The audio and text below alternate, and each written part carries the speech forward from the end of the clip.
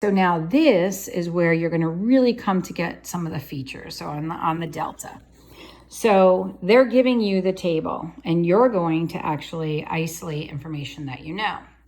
So the first thing I want you to do is to constantly write this piece. So you're going to have the A, which is the y-intercept, the B, which is really the factor. They'll start calling that a common ratio soon. And then you'll have an X here. So you always know you have a y-intercept when the X is 0. So right here, I've been given my y-intercept, okay? And they could use y or f of x, it doesn't matter. Now, all I need to do is find that base. Now, as x is increasing, y is increasing. Now, what is it increasing by? So I'm going to take a clip here. I just wish this would go faster because I feel like taking the screenshot, it takes the longest amount of time.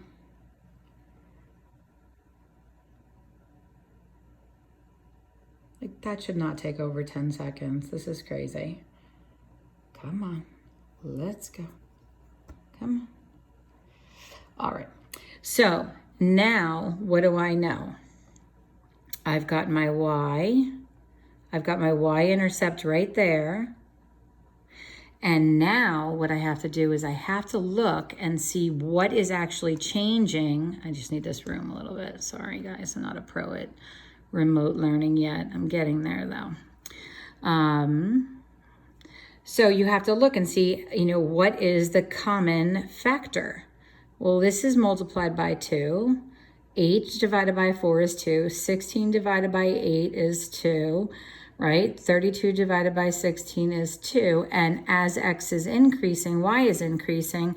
So the factor is a 2 and we raise it to the x. Now, if you want to be certain before you put your answers in, you can go to your handy dandy calculator and go on and put that in. So you're going to have 4 times 2 raised to the x. And just remember, guys, if you ever are doing these by hand, you would have to take care of that exponent first. Let's just go to the table and see if it matches. So I do see 0, 4, 1, 8. I see the exact same thing right there.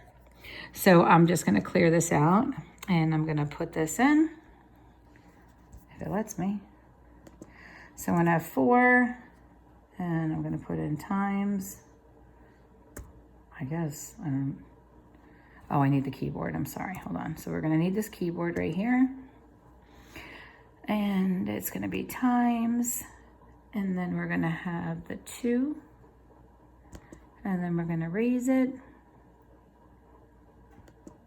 to the x. And that should be perfect. Okay.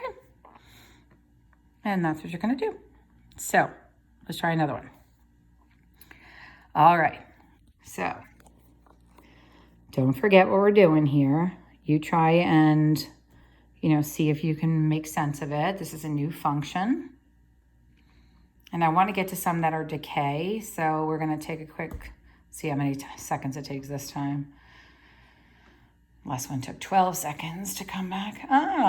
4 seconds. That was nice. Okay. So what do we see? So right here, guys, you see your y-intercept. So we know that that is going to be, the first part of this. So it's going to be 2 times, right? Now, what is the ratio? So it looks like, and the best way to do it, I can see that 2 times 4 is 8, and that it's multiplication by 4. But sometimes it's not going to be that obvious. So you can always take the 8 and divide it by the 2, and you'll see that that was multiplied by 4. And then this one is multiplied by 4. And then this one is multiplied by 4. So you know that your base factor is 4 and you're going to raise it to the x. And I'm going to come right on over here just to make certain. And I'm going to put in 2 times 4. And I'm going to raise it to the x. I'm going to go to the table and make sure I have the same numbers. And I have 0, 2, 8, and there it is. And I have the same exact thing happening right here. Okay? So I'll clear that out, hit your keyboard right here, okay? And then you can go on ahead and put in your 2 times 4, and we're going to raise it to the x. Raise it to the x. All right. Now I would like to get to a decay one because I think that that will be, so here I know I have decay. Now, hopefully you guys are noting how I know that. Like, obviously, we're getting smaller and smaller and smaller. So when x is increasing, if y is getting smaller, then that's actually going to be decay. And I will show you that. But we are also going to try to figure out what that common ratio is, or that base factor is. So first thing I'm going to do is take a full screen snip.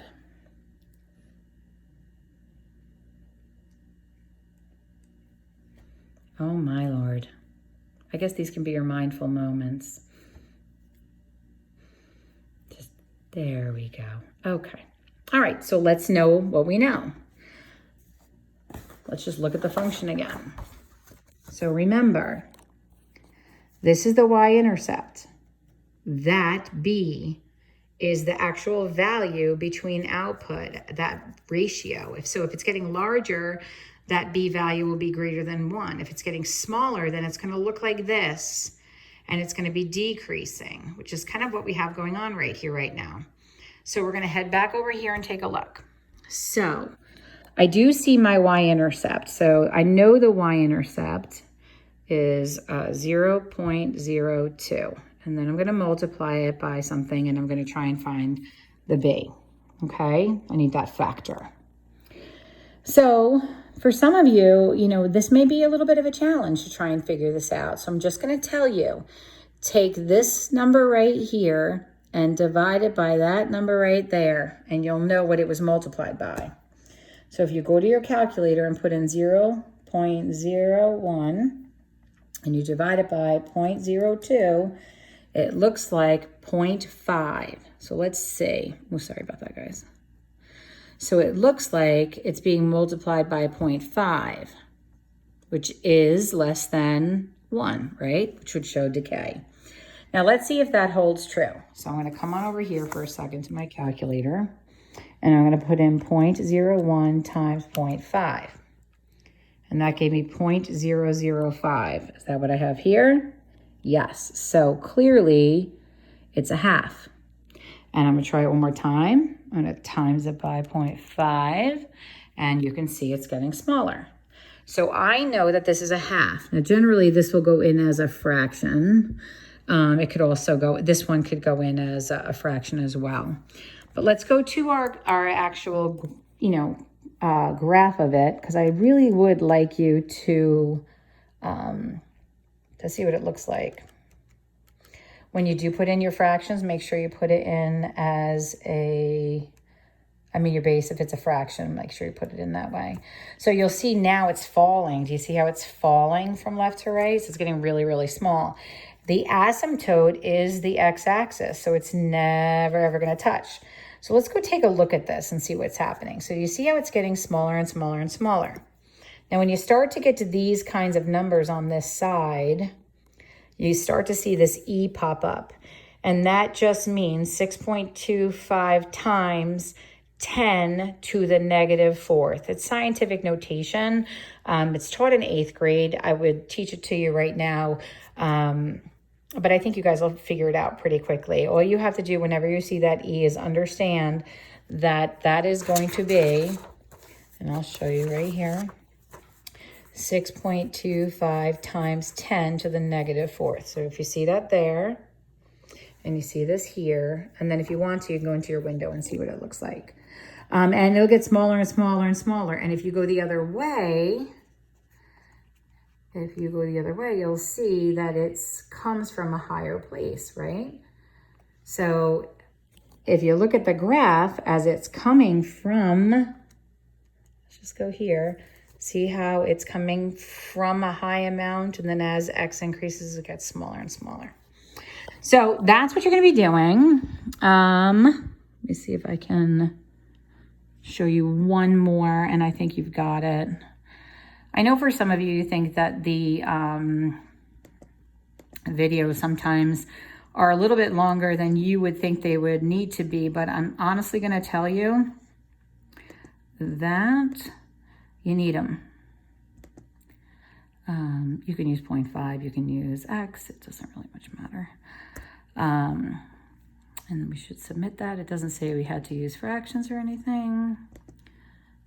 So we're good to go. Now let me see if I can get you one more that is, okay, so this is another more simplified version of decay. Now, I know that this is decay because I can see that as X is increasing, Y is decreasing.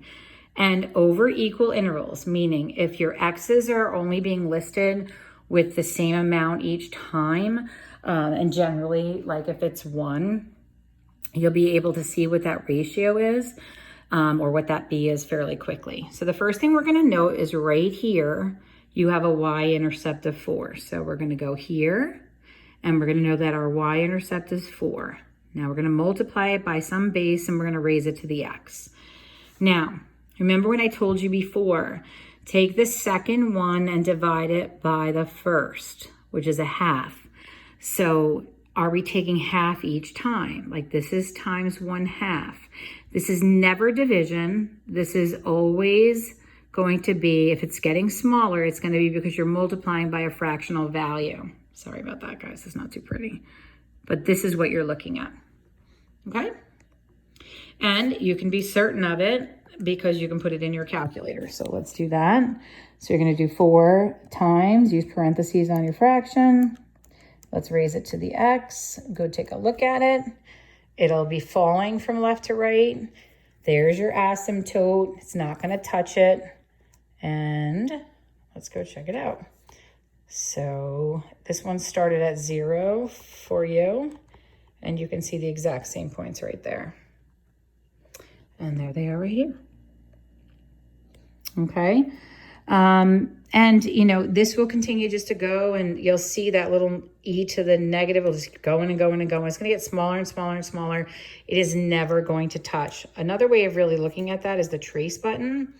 If you look at the number right here and you just keep running this way, you'll watch the Y there. See how it's just getting smaller and smaller. You're going to have a lot more zeros coming up because it's going to go out there even more zeros. And then you end up so far small because you're multiplying by 10 to a negative power. All right, so that's what you're going to do. So let me just kind of wrap this up for you. I mean, I certainly would have loved to have taught this to you in the classroom, but things are what they are, and you guys are awesome. So we're going to figure it out. So we're going to have 4 times, this is a half again. Well, that's no fun, but all right. So we'll just do 0.5 and then we'll raise it to the x. All right. So this is what you'll be doing. So the focus for today is for you to get comfortable with the functions. I'm just going to show you one more time, a little wrap up. Okay, new function, exponential function. The coefficient to the power is your y-intercept. That's where x will be equal to 0. The b is going to be the value that is the factor between the output values. And you can find that from your list by seeing if it's growing. Whatever b is growing by, that number will be replacing b. And if it is falling like this, then that's going to be a fractional value between 0 and 1. Then you have this new word called an asymptote. So whether it is growth and moving up this way, or it is decay and breaking down this way, it will never touch the x-axis. So when you're considering domain and range, domain is always going to be all reals. There's no restrictions on it. There is a restriction on its range. So when you are looking at this function from the lower ends, you never see any of this function, but you also never see it actually on the x-axis. It's only when it is above. So for our range values, you're going to have y values that are greater than 0. It's not going to be greater than or equal to. And on some programs, they don't use full set notation, and that's fine. And then for for the domain, it's just going to be all reals. All right. So I have some fun with it. I will be on email and Skype tomorrow. Okay. Thanks. Bye.